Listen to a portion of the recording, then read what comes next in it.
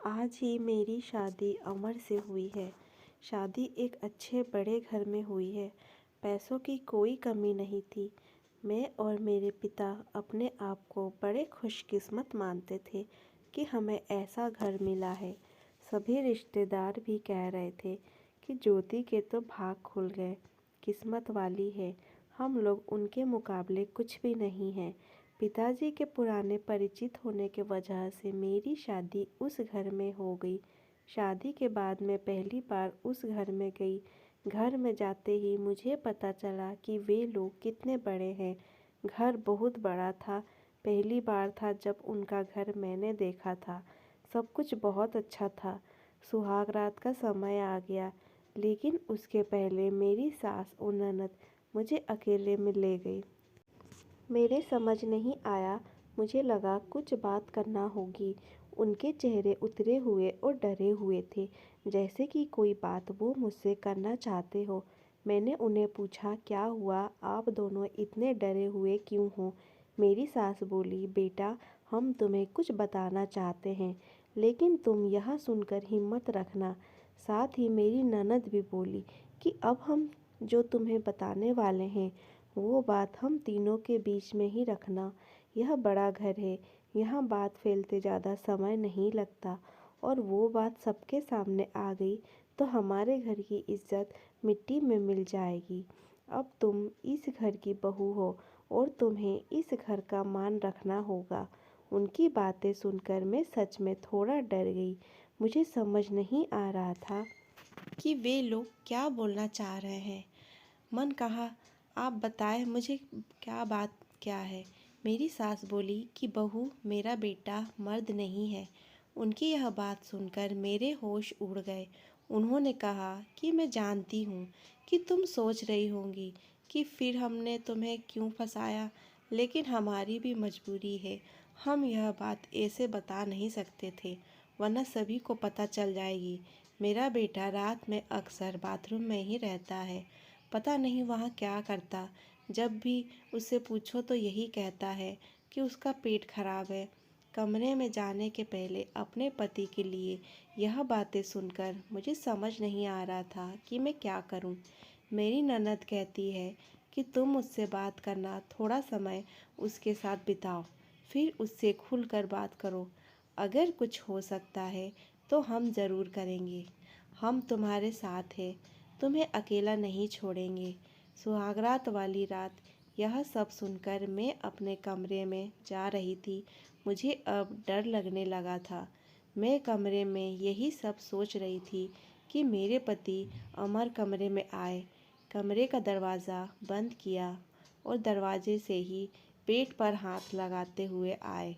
बिस्तर पर मेरी तरफ पीठ करके बैठे और बोले कि उनका पेट खराब है, और कुछ ही सेकंड में वो उठकर बाथरूम में चले गए। बिल्कुल वैसा ही हुआ जैसा कि मेरी सास ने मुझसे कहा था।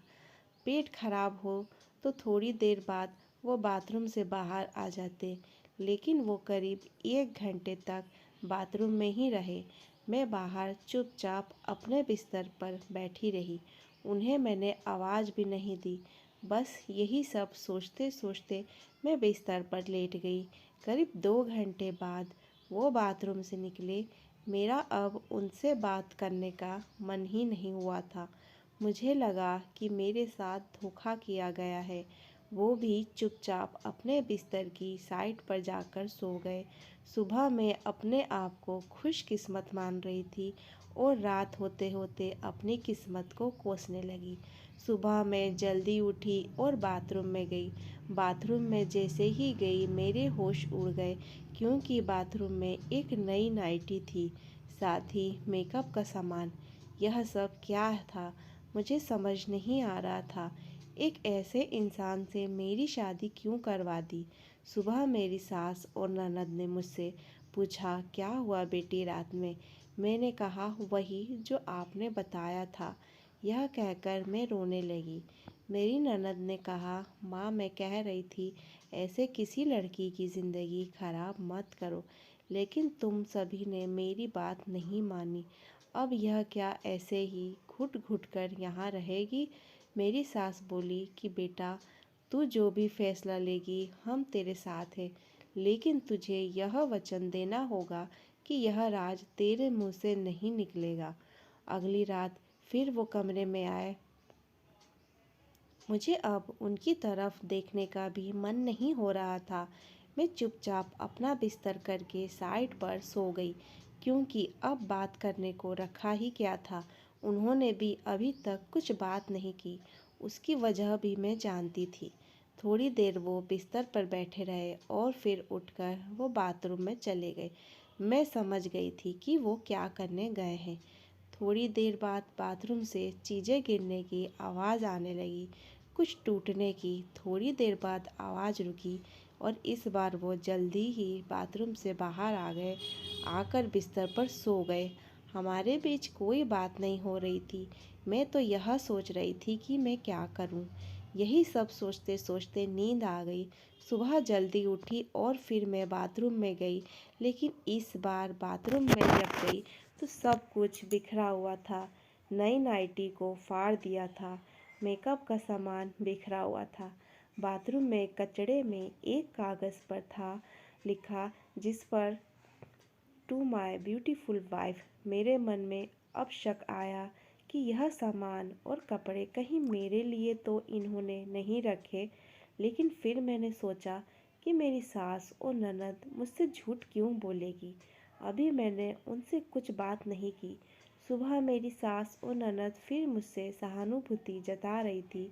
मुझे उनकी बातों से लगा कि वो चाहती हैं कि मैं अमर को छोड़कर चली जाऊं। मुझे अब मेरी सास और ननद पर शक हुआ। मैंने घर की पुरानी नौकरानी से बात की। मैंने बातों बातों में उससे पूछा कि अमर कैसे हैं। वो बोले कि वो तो बहुत सीधे हैं। उनकी माँ और बहन तो चाहती थी कि उनकी शादी उनके बहन के पति के रिश्तेदार से हो।